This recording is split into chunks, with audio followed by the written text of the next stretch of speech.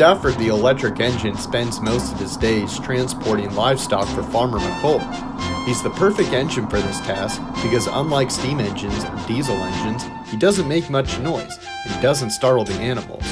While he has experimented with making steam engine sounds in the past, he has come to terms with being an electric engine and embraces what makes him so unique and useful. Even so, he sometimes wishes he could feel more important. "What do you mean?" asked Toby when Stafford was talking to him about it. "Transferring livestock is a very important job. Many people on the island wouldn't have the resources they do if it weren't for you." "I suppose," replied Stafford, "but I feel like that's all I'm good for. At the end of the day, no one ever really thinks to themselves about who is pulling these animals around. It would be nice to do something that will get people to remember you for a change." "I see what you mean," Toby said. "I do think what you're doing now is more than plenty useful, but it can be nice to get some credit every now and then.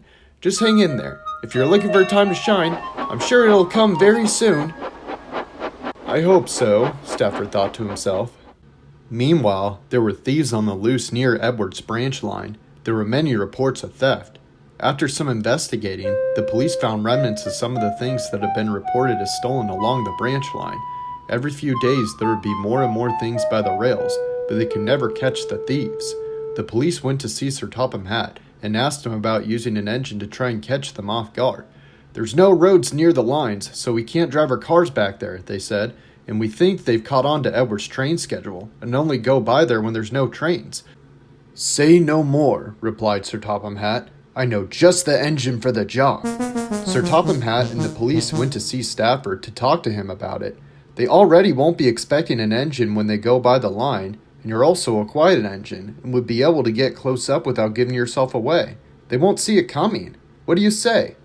Stafford wasn't sure at first, but he thought about the conversation he had with Toby, about looking for a time to shine.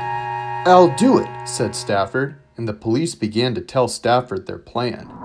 The next day, he went to Wellsworth to meet the police at Edward Station. "Be careful," said Edward. "I'll try," Stafford replied. The police climbed into Stafford's cab, and they set off. Stafford slowly came towards the part of the line where the stolen items were found. A little beyond that point, they saw two men along the tracks with their hands full of things. The police got out to confront the men, and in no time, they were escorted away. "Well done, Stafford," said one of the policemen. "We couldn't have done it without you." Stafford smiled. "Any time," he said. "This is a nice change of pace." The next morning, Stafford's driver came to the shed with a newspaper. "Look, Stafford," he said in excitement. "You're on the front page. Engine helps capture trackside thieves." "Wow," Stafford thought. "I'm famous." Later that day, he was on his way to Elsbridge when he saw some workmen replacing ballast on the track. "Check it out," called one. "It's Sheriff Stafford." They cheered as Stafford blew his horn for them. It feels great to finally get recognition for something, he thought. When he got to the station, Toby was there, and so was Thomas with Annie and Clarabelle. Thomas had heard about Stafford's escapade. He was impressed and had all sorts of questions. "Was it scary? Did you get a siren like police cars? Did you catch them in the act?" But before he could finish asking them all, the guard's whistle blew. "Oh, bother. I gotta go. I'll catch up with you later, Stafford." "I tell you, Toby, I feel like everyone knows who I am now," laughed Stafford. "Sounds like you got what you were wanting," Toby replied. "How is it?" "It's great. Everyone waves and whistles to me and asks me all about it." Toby was happy for Stafford. "I just hope he doesn't let it go to his electrical box," he thought to himself. A week or so later, when the story died down, Stafford saw one of the policemen he helped at Edward Station. "Hi, officer," Stafford said. "Are there any more cases you need help with? I'm always eager to lend a buffer." "Sorry, Stafford," said the policeman. "You were a great help then, but unfortunately new thieves had caught on to what we did and have been planning their crimes away from the line. I'll let you know if anything changes, though." Stafford sighed. "I guess I'm back to being a typical livestock transporter."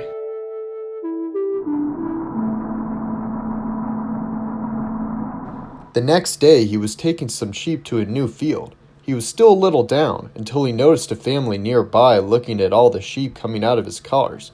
They laughed and smiled as they watched the sheep in the field. This brought a smile to Stafford's face. It may not be as rewarding fame-wise, but knowing what you do makes people's days can really make you feel good, he told Toby later on. "It's good that you found happiness in your regular work," said Toby. "Well, capturing the thieves was a great and heroic thing. Those kinds of events don't happen every day. It's nice to find value in your usual routines." Stafford took what Toby said to heart. From time to time, people and engines talk about the time that Stafford helped capture the thieves, and Stafford is always glad to talk about it. But when it comes to his daily work, he feels useful and recognized just the same.